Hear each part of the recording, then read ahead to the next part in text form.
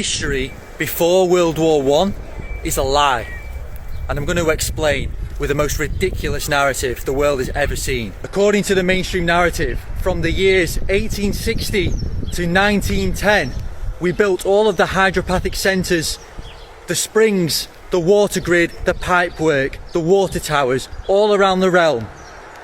And then, 10 to 15 years later, they were all redesignated and destroyed.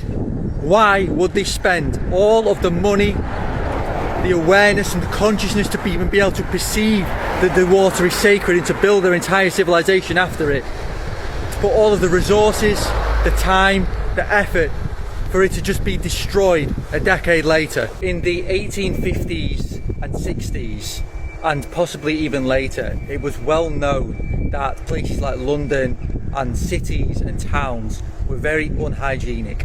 There was a lot of sewage, a lot of industrial waste, and famous writers like Charles Dickens wrote about the great stink of London, where the River Thames was so full of sewage that people had to literally move away from the place.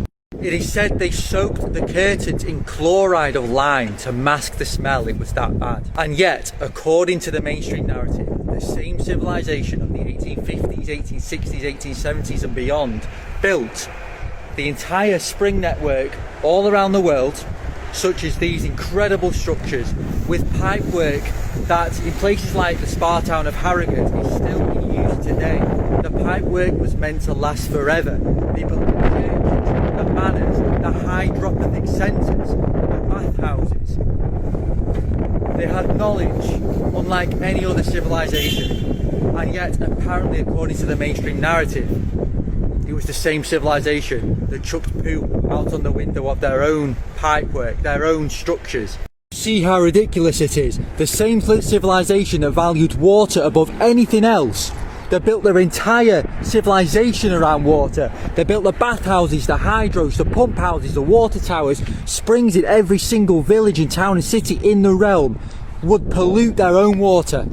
They redesignated these structures into churches and didn't tell you that they were linked to the spring water grid like I've been explaining for years. This reel is a little bit aggressive in tone, but I need you to understand the stupidity and the nonsense of this narrative. Historians claim they know what happened thousands of years ago, millions of years ago. They don't even know what happened 100 years ago.